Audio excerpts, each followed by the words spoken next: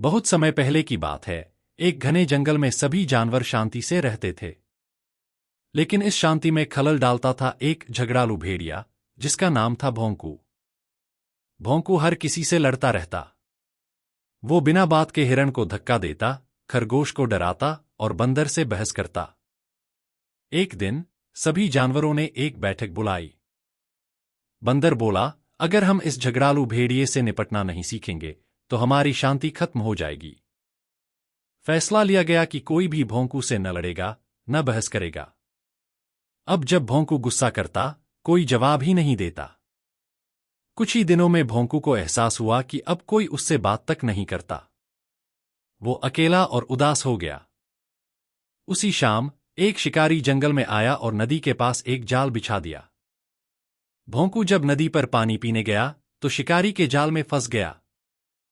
वह चिल्लाने लगा, बचाओ! कोई है क्या? जानवरों ने आवाज सुनी, पर कोई पास नहीं गया। जिसने कभी किसी की मदद नहीं की, हम उसकी मदद क्यों करें? सबने सोचा। तभी बुजुर्ग हाथी आया। उसने भोंकू को देखा और बोला, गलती से सीखो भोंकू, ये आखिरी मौका है। हाथी ने अपनी सूंड से रस्सी तोड़ी और भोंकू को आजाद किया। भोंकू की आंखों में आंसू थे। भोंकू ने सभी जानवरों से माफी मांगी। मैंने आप सबको दुख दिया, लेकिन अब मैं बदलना चाहता हूं। धीरे धीरे भोंकू ने अपने व्यवहार में सुधार किया। अब वो सबका दोस्त बन गया, सम्मान प्यार से मिलता है, डर से नहीं। अब जंगल में शांति थी। भोंकू अब पहले जैसा नहीं रहा, वह अब सबसे दोस्ती से बात करता, मदद करता और खुश रहता। लेकिन एक रात वही शिकारी फिर जंगल में लौट आया। इस बार उसके पास एक बड़ा पिंजरा था। वो अब पूरे जंगल में जानवर पकड़ना चाहता था। शिकारी ने जंगल में जगह जाल बिछाए, कहीं रस्सी, कहीं जाल, तो कहीं मीठा फल रखकर फंसाने की चाल। एक नन्हा खरगोश शिकार हो गया। वो चिल्लाया, मदद करो! कोई है क्या? भोंकू ने उसकी आवाज सुनी और तुरंत दौड़ पड़ा। भोंकू ने बिना सोचे समझे जाल को अपने दांतों से फाड़ा और बच्चे को आजाद किया। खरगोश की मां ने आंखों में आंसू लिए कहा, तुम अब सच में बदल गए हो भोंकू। अब शिकारी का अगला निशाना था जंगल का सबसे समझदार और बड़ा जानवर हाथी। उसने एक गहरा गड्ढा पत्तों से ढक दिया।